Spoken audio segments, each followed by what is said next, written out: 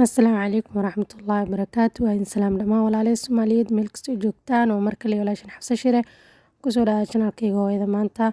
Waxaan mahadcelinaa dhammaan walaalaha gadaal nooga soo biiray. Waxaa kaloo mahadcelinaa walaalihii hore noola jooga mar walba like iyo share noo saaro.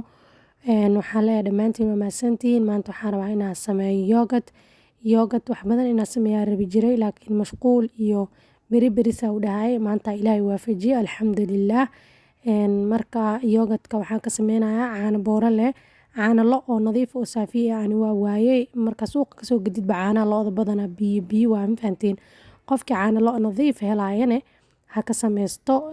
Laakiin ana caano booro soo qasay 5 galaas aan ku shubay oo galaaska caadiga oo biyaha ku cabno oo qalinka saa arkayseen.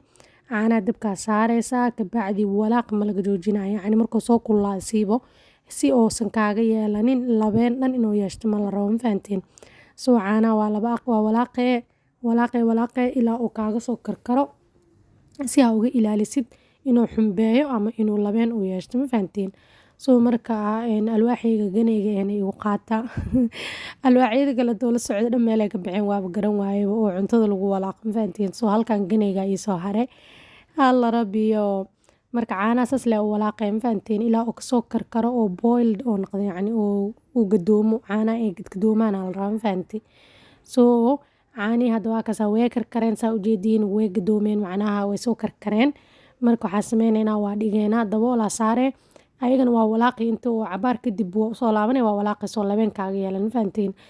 Marka waxaa la rabaa inuu qandac uu noqdo hadda fartaada ku baroobeynay gacanteeda soo dhaqay oo nadiif waaye. Marka waxaa sameynaysaa fartaas gelinay haddii uu ku gubeynin diyaar waa yogurtka. Yogurtka starter waxaa uga dhiganaynaa yogurt kaleeto oo suuqa ka soo gaday oo plain yogurtka oo sokorta aan lahayn malab shirkadda malab yogurtkeeda oo hadda kaas isticmaalo ma fahantiin. Wax yar ku daraa 3 qaanda camal leh ku daraysaa ma fahantiin. Starter uga dhiganaynaa macnaha inuu yogurtka noo ferment gareeyo la rabo oo noo khamiiriyo ma fahantiin. Yogurtka caano la ferment gareeyo le waaye. Marka waxaa ku gadinayaa weel oo laf marka weel yogurt sameynaysid make sure weel laf inaad isticmaashid baaquli ama macdan bir ku gelinin dhalo haddaa ku sameyn kartid ama weel laf ma fahantiin. 24 saac la rabaa inuu meel mugdi ku jiro foornada geli maraa ku daboolay. Hadda waa kana waqtigaas sameey waqtigiis kala waaye 7 saac shalay sameey maanta 7 saac ka soo bixiyay. Marka waa kaas inuu success oo noqdo maasha Allah lagama sheekeyn karo dhadhankiisa.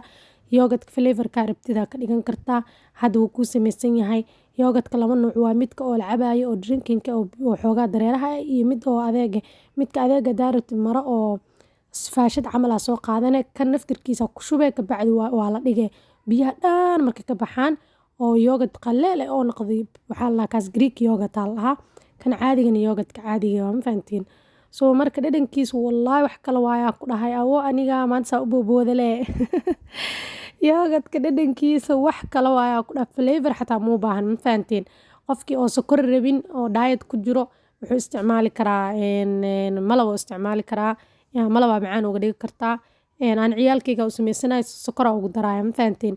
Moos ugu shiidi kartaa waxaa uga dhigay banana flavor yogurt strawberry ugu shiiday strawberry flavored yogurt ka dhigay vanilla ugu daray vanilla flavored yogurt ka dhigay adiga flavor ka rabtid ka dhigo fruit ka haysto ku shiida ku dhakaalis ka arag waaye soo dhawaada waa mahadsantihiin soo tijaab.